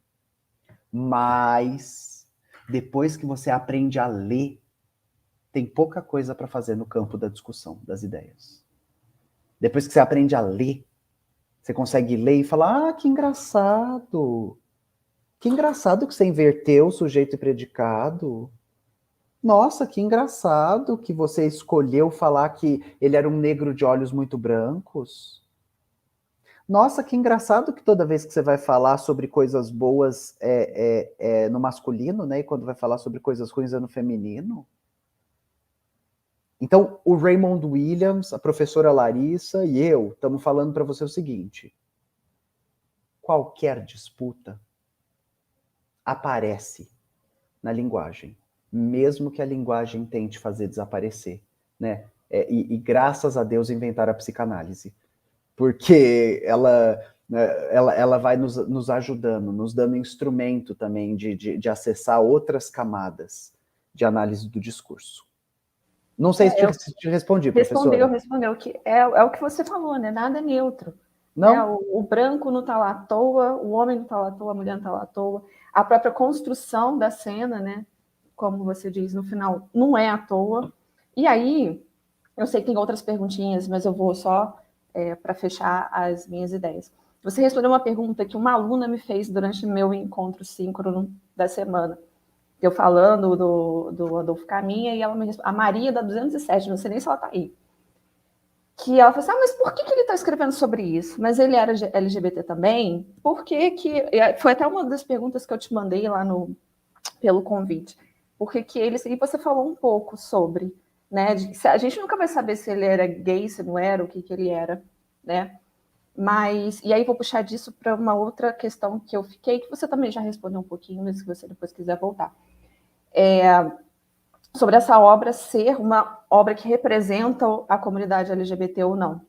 E aí é complicado. Eu acho que essa relação não é uma relação saudável dos dois, no sentido de que se está tratando, né, o cara ser gay ou ter interesse por alguém do mesmo sexo como algo ruim, que o tempo inteiro é visto como algo ruim, será que representaria ou não a comunidade? Mas, ao mesmo tempo, ele deixar esse final assim entreaberto não nos leva também a pensar sobre a comunidade? Aí fica a pergunta. Você acha que... Pode ser boba essa pergunta, não sei se você acha ou não, se é loucura não existe pergunta, não existe pergunta boba, só existe resposta boba. Verdade. Você acha que é uma obra que... Você já falou um pouco sobre, mas eu gostaria que você voltasse para deixar frisado. Você acha que é uma obra que representa a comunidade LGBT, como uma literatura LGBT, ou não? Ou ela só leva a pensar questões que aí, desdobramentos, sim, são interessantes? Eu acho que ela... Acho que sim. Eu vou te dizer o que eu entendo. Eu não defendo esta como uma literatura LGBT. Eu defendo esta como uma literatura que traz um tema, que traz uma visão melhor. Eu defendo esta como uma literatura que traz uma visão sobre um possível tema LGBT. E aí, meus anjos, e também professora Larissa, eu vou tentar bagunçar para responder.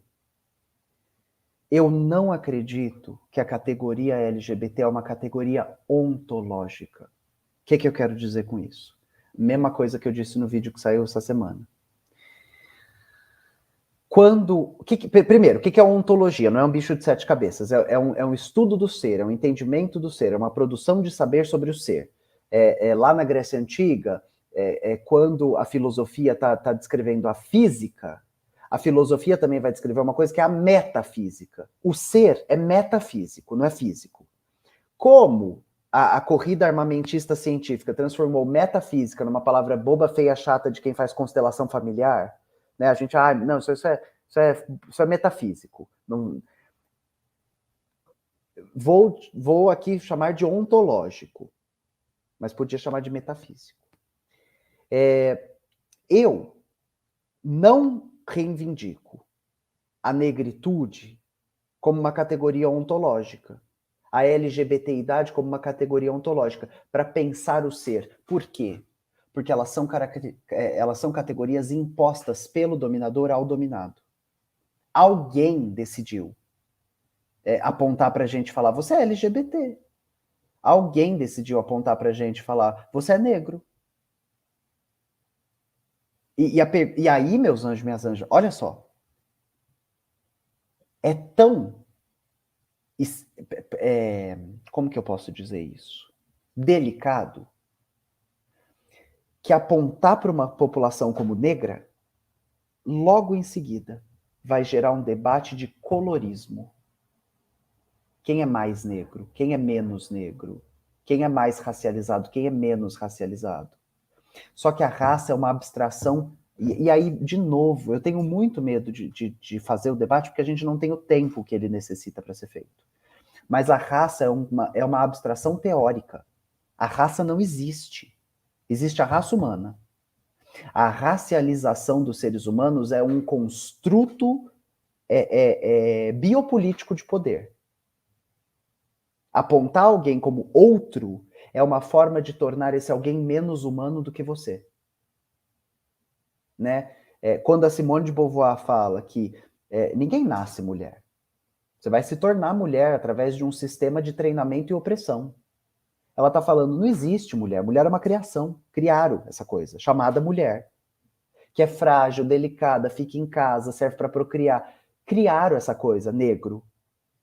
Que não tinha alma, que era uma ferramenta que falava, que aguentava trabalho braçal, que é menos humano, que é mais animal, que dança, que é bom para sambar, que é bom para jogar basquete, que é bom para transar, mas que não é exatamente um ser humano, né? Criaram essa coisa LGBT, que não é exatamente um ser humano. É alguma coisa aí que deu errado.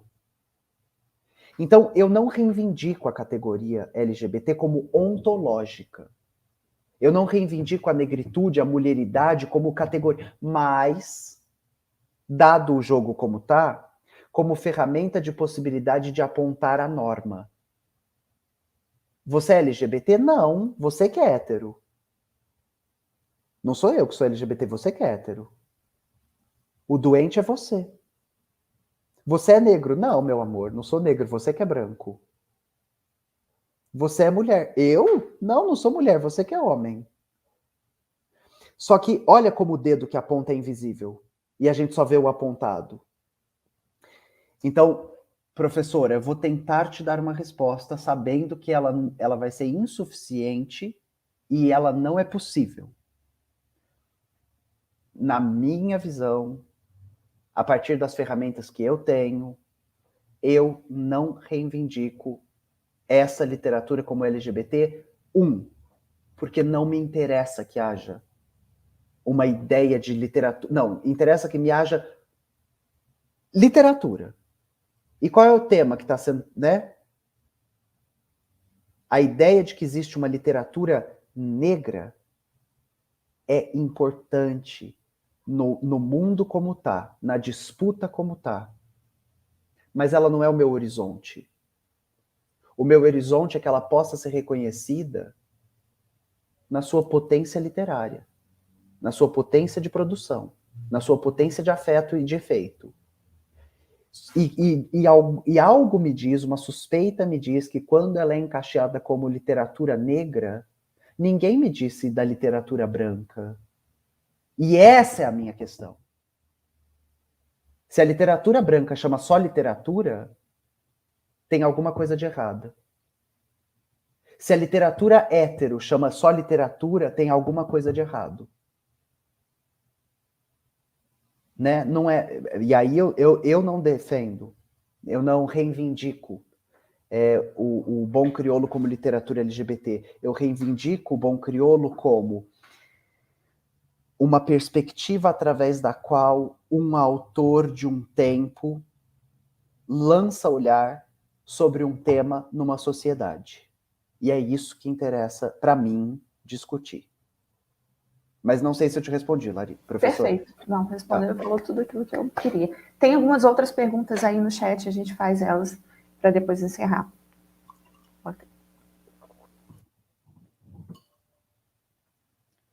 Você poderia, por favor, indicar literatura brasileira adequada à demanda? Não, porque eu não sei qual é a demanda, mas eu vou continuar a pergunta. Você poderia, por favor, indicar literatura brasileira adequada à demanda LGBTQIA+, atual, que contribuam para uma política de transformação social? Amanda, não. Em especial porque eu não sei. E aí, eu não sei porque se eu me colocasse na posição de saber, aqui, para essa pergunta, seria ditatorial. Primeiro, qual é a demanda? Quais são as demandas atuais LGBT? Não dá para responder essa pergunta. Tem LGBT achando ruim que não tem cena de sexo na novela. E tem LGBT achando ruim que não pode entrar no banheiro. Entende como é díspare? Enquanto as pessoas trans estão lutando para serem reconhecidas dentro da categoria pessoa, homens gays estão falando, eu não quero ser lido como gay, eu quero ser lido como governador. Tá vendo como é díspare? Então, eu posso falar que tem muita coisa bacana sendo produzida. Eu posso falar, por exemplo, da Amara Moira, que é uma amiga minha que eu acho que está produzindo com excelência. Eu posso falar da Helena Vieira, que é a minha amiga professora que escreve teatro, e eu acho que está produzindo com excelência. Eu posso falar da Jupe do Bairro, da Linda Quebrada, que eu acho que estão produzindo com excelência. Agora, elas produzem no mesmo sentido? Não. Será que a literatura delas vai contribuir para uma política de transformação social? Não sei. E aqui que está o meu ponto, Amanda. Eu consegui chegar onde eu queria. A literatura não pertence a quem escreve, mas pertence a quem lê. Então, será que o Machado de Assis... Foda-se. Né? Desculpa meu francês. Foda-se. Será que o Machado... O que importa é a leitura possível a partir do que ele deixou. Então, eu posso te indicar pessoas que estão produzindo coisas. Posso te indicar caminhos de leitura. Mas no final do dia, você vai ler com a visão de mundo e as ferramentas que você tem. É por isso que é importante trabalhar na visão de mundo e nas ferramentas que as pessoas têm, fornecendo para elas espaço de discussão sobre ferramenta e visão de mundo.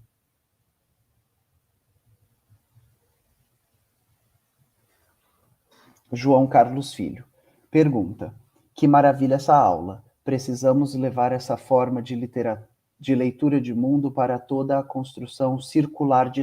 Perfeito. Como superar a dificuldade, já que a escola ainda é hegemonicamente pensada para ser um espaço de não conflito, né? Mas o espaço de não conflito é o conflito, né? Pautado por noções de bem comum, que nunca são comum, né? São bem de quem já está bem. E que acabam desmobilizando seu caráter político. Fazendo isso aqui que a gente está fazendo, né, meus anjos? Isso aqui que a professora Larissa me convidou para fazer é exatamente isso aí. É de que forma a gente usa a estrutura que está dada para outra coisa que não é o intuito dado, né? De que forma a gente usa a estrutura... Perdão, errei. De que forma a gente usa a escola como fábrica de subjetividade, só que de subjetividade crítica, de subjetividade contestadora, de subjetividade capaz de fazer baliza e análise política. Mas é uma grande dificuldade, né? Porque a gente vive no neoliberalismo. E a escola vira uma mercadoria, a educação vira uma mercadoria. Então é um debate do nosso tempo, né? O que é a reforma do ensino médio, meus amores? Um desmonte.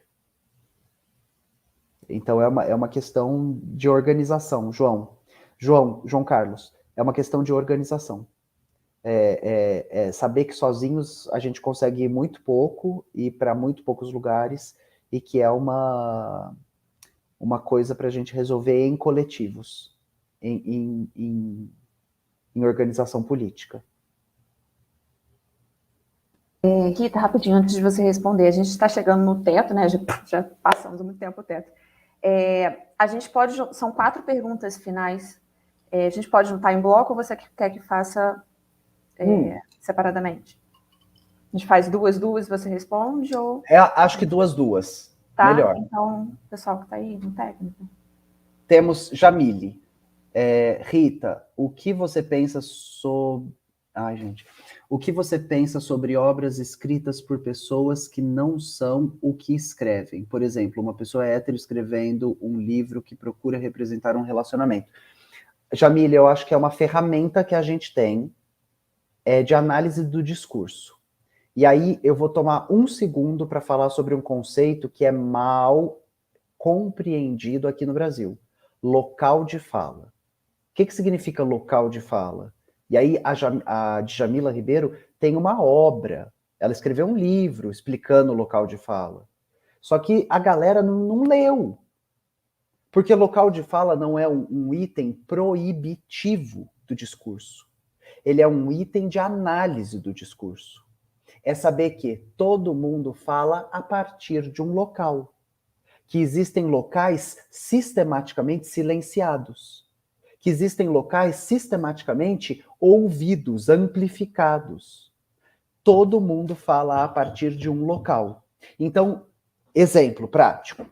A J.K. Rowling, autora do Harry Potter, ela está escrevendo uma nova obra transfóbica de um assassino de mulheres que acha que é uma mulher, que se veste de mulher, porque a visão da J.K. Rowling é de que não existem pessoas trans, né? Existem pessoas doentes. E aí ela vai formalizar isso na obra dela. É maravilhoso que ela faça isso, porque a gente vai ter material para criticar. Então, o que eu acho de pessoas hétero produzindo literatura sobre pessoas LGBT? Fundamental. Produzam. Porque a gente precisa ter o que usar na crítica, né?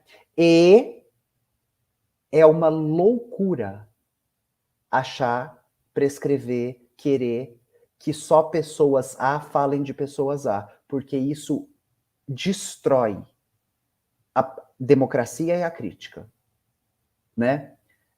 Só pessoas deprimidas vão poder falar de depressão. Você destruiu um campo de estudo. Só pessoas suicidas vão poder falar de suicídio. Então nunca vai ter literatura sobre suicídio. É importantíssimo que pessoas gordas falem sobre vivência de pessoa gorda, sobre sentir na pele gordofobia. E é importante que pessoas que estão dentro da academia estudando a gordofobia, sejam magras ou gordas, produzam seus trabalhos também.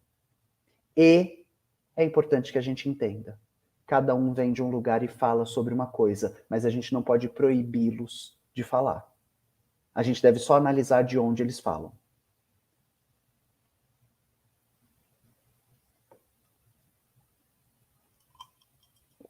Rita, qual argumento você considera melhor para as pessoas da comunidade LGBT se defenderem diante de um discurso homofóbico que se baseia em religião? Escolher se é uma disputa que você deseja fazer ou não. Então, a gente tem que ter muitos entendimentos, meus amores. O Brasil é um país profundamente religioso. A religião é um campo em disputa.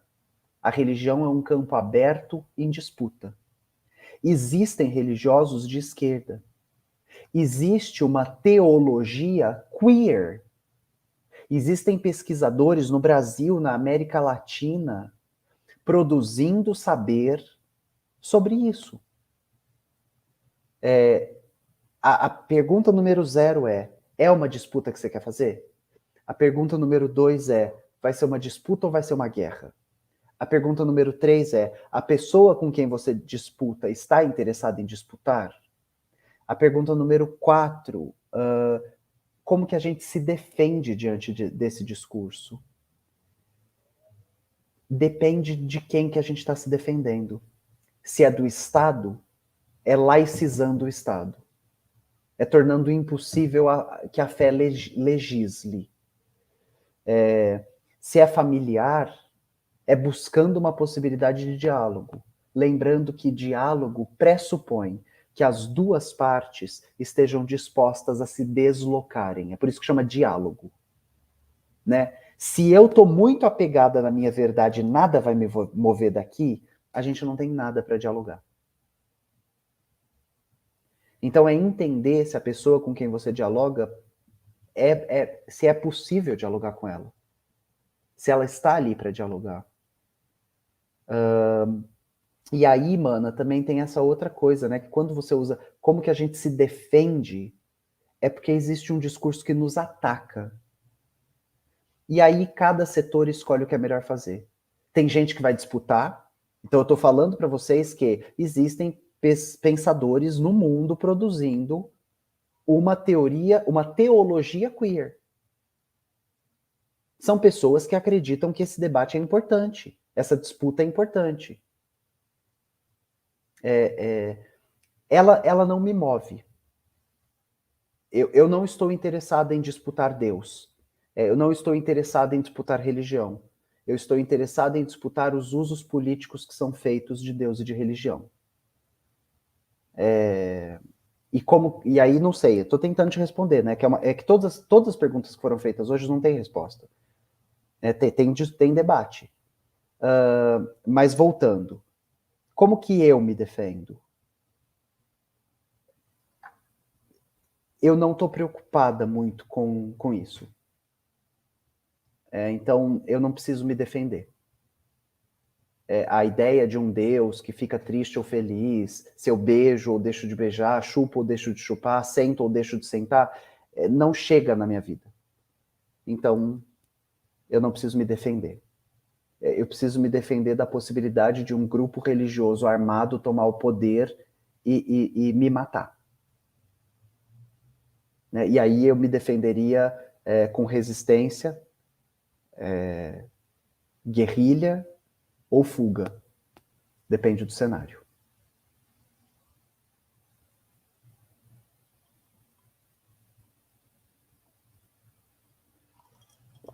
Heleno Álvares, poderia relacionar a frenologia com a psiquiatria? Não, não sei. Não sei fazer isso.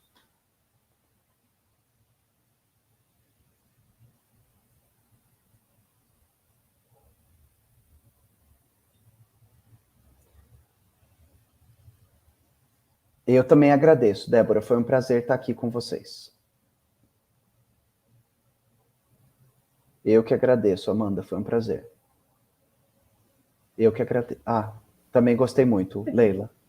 Tem mais duas perguntinhas, vou fazer aqui, que aí é mais fácil, que aí eu junto nas duas. Uma pessoa que está falando, falou fugiu do assunto, mas quer falar que seu quarto está lindo, seu novo quarto tá esse quarto é do Nico. Eu tive um problema com o computador na tomada onde eu trabalho na sala. E aí eu tô no quarto do Nico. Tá lindo, adorei as plantinhas dele, fala parabéns. As plantas são lindas. São suas, então show de bola, tá linda. Um Thalisson fez uma pergunta para você que é: religião é política e política é ciência. Kito, o que você acha sobre essa definição? E tem outra pessoa perguntando o que você acha da reforma do ensino médio. E aí eu acho que a gente pode encerrar nessa fala, nessas duas perguntas.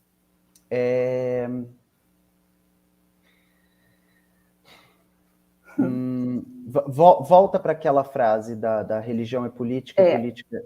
Religião é política e política é ciência.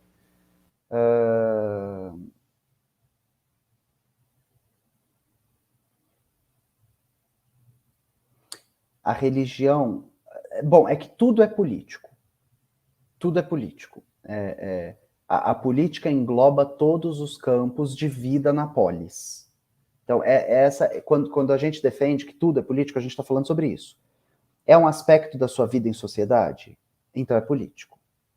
Né? É um aspecto da sua vida na polis? Então é político. Portanto, a religião, como um aspecto da sua vida em sociedade, é política. A ciência também é política. Elas têm esse ponto de intersecção. A religião é uma ciência? Depende de qual é a concepção que a gente faz do termo ciência. Um modo de saber? Sim. A religião é um modo de saber. Não é um modo de saber científico. É um modo de saber místico, é um modo de saber outro, mas não é uma ciência. Aí eu acho que é isso que eu acho da afirmação. Rita, o que acha da nova reforma do ensino médio?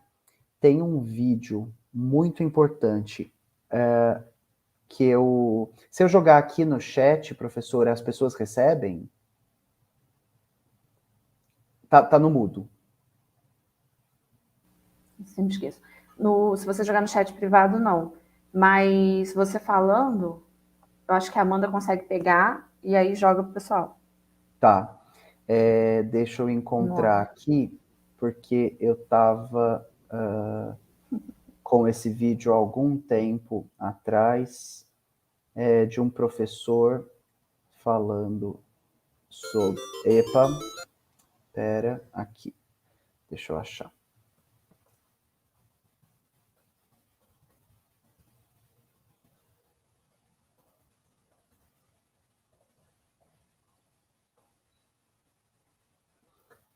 Carlos Abicalil faz duras críticas à BNCC e à reforma do ensino médio. É um vídeo de 8 minutos. Eu vou pegar aqui o link dele. Ai, como que pega o link? Espera, eu vou ter que abrir o vídeo. Peguei o vídeo, compartilhar. Manda no chat que aí a Amanda joga lá. Tá, copiei o link, abri o StreamYard, joguei no chat, e aí a Amanda joga lá. Eu também recentemente participei de um simpósio da Sociedade Brasileira de Malacologia, o estudo dos moluscos. E aí eu participei da abertura de uma mesa sobre a educação. Essa mesa, que falava sobre educação, contou com vários pesquisadores que deram perspectivas sobre a disputa que está havendo no campo educacional. Eu vou deixar de recomendação que vocês assistam essa mesa, porque a primeira fala da professora, agora me fugiu o nome dela, ela é uma professora importantíssima na discussão sobre formatação de material didático.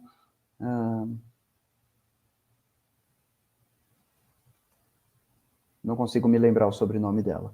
Mas eu posso também enviar esse link para chegar até vocês e o nome da professora para que a gente possa fazer a discussão.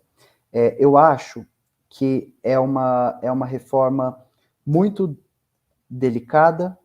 Bom, em primeiro lugar, é uma reforma sendo aprovada durante um governo de desmonte e ataque neoliberal sobre a classe trabalhadora. É uma reforma que tem um intento tecnicista, é uma reforma que delapida o currículo e no seu lugar coloca iniciativa de empreendedorismo, formação técnica, e aí é uma escola que deixa de ter um viés republicano, de formar cidadãos para a democracia, e começa a ter um viés neoliberal, formar de forma barata a força de trabalho.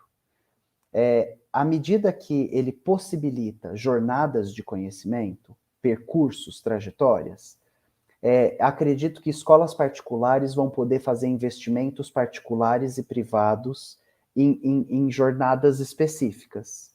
E essa produção de conteúdo vai resultar em, por exemplo, transferência de capital para a centralidade do sistema. Então, olha, a gente comprou um curso de Harvard para o nosso ensino médio. Olha, a gente comprou um curso de Oxford. Olha, a gente está entendendo? Olha, a gente convidou um professor. Olha, a gente... Mas estou falando sobre o cenário político, né? Como que essa reforma pode ser utilizada. E aí acredito que os setores sucateados da educação pública serão ainda mais sucateados com essa reforma.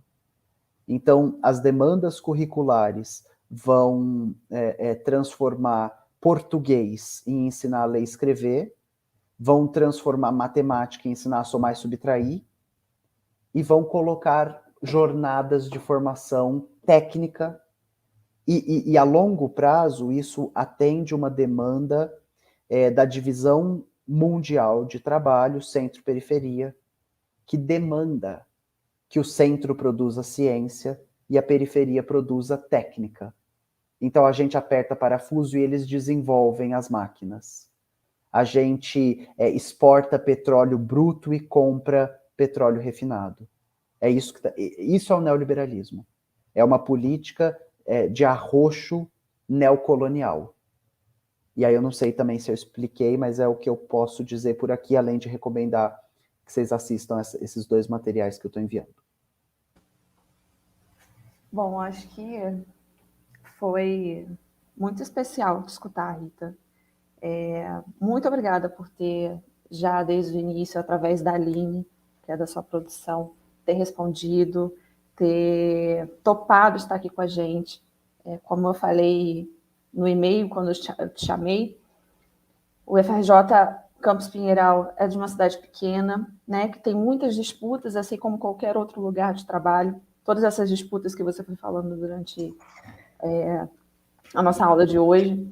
E como é bacana eu conseguir, junto com o Nugedes, em parceria com o Nugedes, em parceria com você, trazer essas discussões, né, para os meus alunos, para os convidados, né, para toda essa galera que se interessou e que se disponibilizou de estar aqui no sábado. Então, eu te agradeço muito.